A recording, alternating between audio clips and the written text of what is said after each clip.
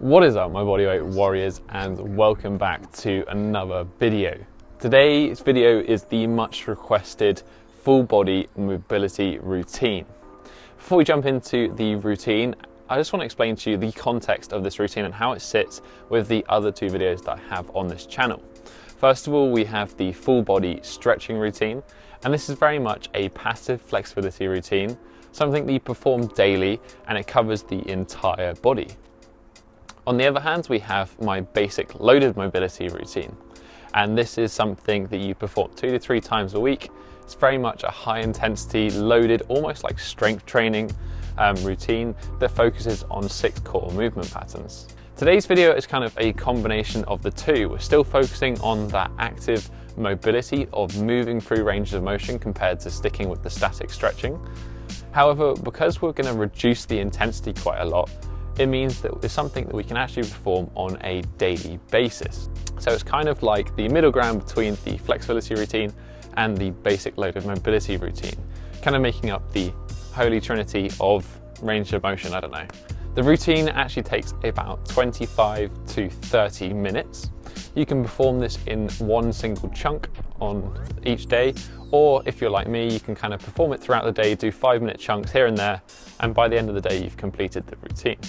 There's no particular better way, it's just however you prefer to go about it. If you go into the description down below, you can download a PDF which will have the full routine on there. It also has some sort of variability as well. So I have kind of like a basic set of exercises that I would recommend, but I've also put next to it the targeted movement that it's targeting at, and you can kind of just throw whatever exercise that matches that movement into it and it will still work. These exercises shouldn't really require much of a warmth, so you can kind of just jump in and perform them wherever. But as I said, the full details are in the description down below, so go download it, check it out. But without further ado, let's jump into the routine.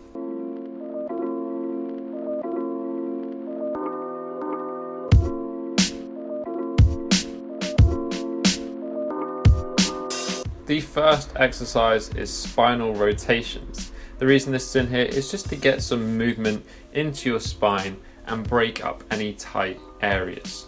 I personally recommend targeting both the neck and the thoracic. How I like to do this is simply by performing 5 reps in a front and back motion, and then 5 reps in a side to side motion, and then finally putting it all together and performing 5 reps of a full 360-degree rotation in each direction. It's something that you can do just stood at your desk. An alternative that you could use would be a rotational cat-cow that I recommended in my top 3 thoracic mobility exercises. I will link to that and all the exercises I recommend in the description down below. The next exercise is a simple passive hang. For this exercise, you're going to grab a bar at about shoulder width apart and simply hang in a relaxed way. The key with this exercise is to breathe. You want to be performing big diaphragmatic breaths and just relaxing in this position to decompress the spine. I actually like to perform this exercise for 30 to 60 seconds. You don't want to be getting too intense here or anywhere near failure. This is more of a passive stretch than anything. The next exercise is Yuri Marmerstein's banded shoulder routine. The particular favorite from this routine that I like is this movement from externally rotated shoulder into an internal rotation, back out, and then round the body. It kind of has a nice stretch on multiple parts of the shoulder that are definitely affected when training moves like the plant. You can choose to perform his full routine, or you can perform this particular exercise that I'm demonstrating now, and I try to perform this exercise for 10 reps per arm. The next exercise is actually a collection of exercises, and it's my wrist routine. For the full video, I'll put a link in the description down below, but very briefly, it's essentially 10 reps of first knuckle push-ups, 10 reps of wrist push-ups, and I would choose an easier progression for the wrist push-up simply because we're looking to do a low intensity mobilization, then some wrist rocks, again for 10 reps. Then moving on to some stretches, we're going to be performing these for 10 reps with a 10-second hold on the final rep. The first being an externally rotated wrist flexor stretch. Then next we're going to flip our hands 180 degrees and do an internally rotated wrist flexor stretch. Then we're going to pop the top of our hands on the mat and do a wrist extensor stretch. And again, all of these are performed for 10 reps with a 10-second hold on the last rep. Next, we move on to some lat stretches. In particular here, I recommend using the butcher's block as it's a relatively low intensity active lat stretch. Here you want to grab a bar about shoulder width and you're going to use a surface to lean your elbows on, and then you're simply going to sink down and try and push your sternum to the ground while maintaining a hollowed body. You can keep the arms at 90 degrees and hold this as an active stretch, or you can perform 10 reps with a 10-second hold on the last rep while maintaining that good body position. You could alternatively use any loaded lat stretch that isn't too intense. I'll put a link in the description to my top 3 lat stretches. Next, we're going to move on to shoulder hyperextension. Here I recommend using the table stretch rocks. For this exercise, we're simply going to get on all fours into the table position. While maintaining straight arms, you're simply going to rock your weight towards your feet and increase the intensity of the stretch on the biceps and the shoulders. We're going to perform this for 10 reps and then hold it for 10 seconds on the last rep. Alternatively, you could put shoulder dislocates with a bar in here. Next, we're going to move on to some lying thoracic rotations. Here, I recommend using this prone stretch where you have both arms at a kind of 90-degree angle to your shoulders, and you simply use your leg to transfer weight from side to side while pushing your chest into the ground. This targets specifically the chest as well as the thoracic. You can also use any of the lying rotation exercises that I recommend in my top 3 thoracic mobility exercises, which again, I will link in the description down below. You're going to want to perform this exercise for 10 reps, so that would be 5 reps per side, and then you're going to pause on the final rep on each side for about 10 seconds. Next, we move into some lumbar rotations. The easiest being simply lying on your back, bringing your heels towards your hips, simply letting your knees rock from side to side. The idea here is to try and maintain the position of your upper body as well as possible and let the rotation happen in the lumbar spine. You want to perform this exercise for 10 to 20 reps, so that would be 5 to 10 reps per side.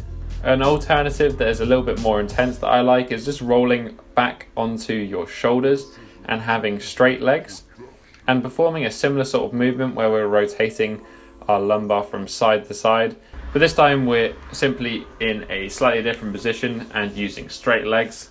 Again, doing this exercise for between 10 and 20 reps or 5 to 10 reps each side works well. Next, we move on to hip internal and external rotation. The simplest exercise that I can recommend for this is hip swivels, which you're going to sit in a similar position to the one you would have been for the table rock stretch, and you're simply going to rock your legs from side to side, aiming to meet your knee to the opposite foot. This will mean that we're moving each leg in and out of internal and external rotation. You want to perform this exercise for anywhere between 10 and 20 reps, so that again being 5 to 10 reps on each side, and then pausing briefly on each leg for 10 seconds on the final reps. An alternative for this exercise would be Dr. Spitter's hip mobility routine, which I will link to in the description. It's a little bit of a longer routine, but it's very effective and it's what I find myself doing most of the time. Another alternative would be doing the 4 positions lift as well.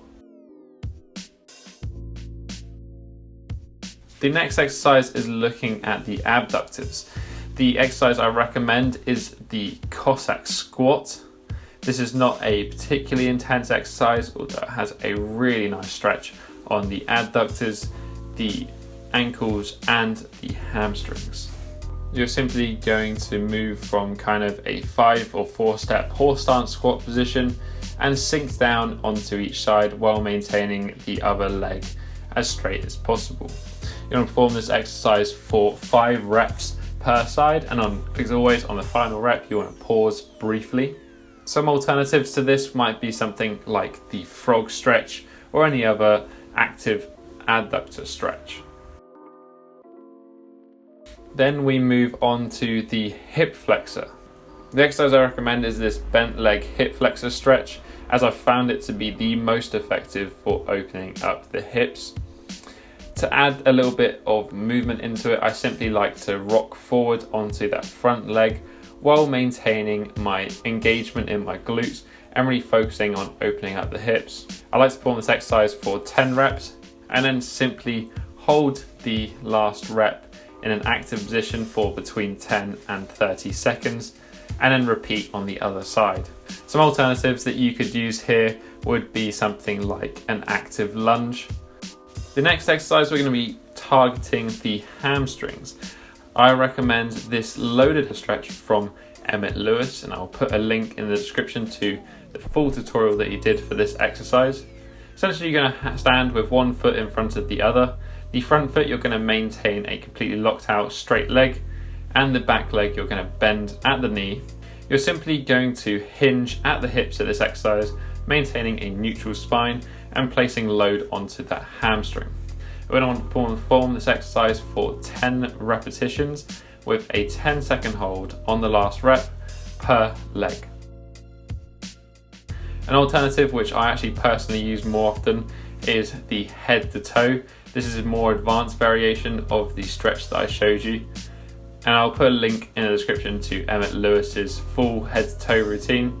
I personally perform the head to toe for 72 reps per side with a slight pause on the last rep, as well as some ankle stretching to warm up beforehand.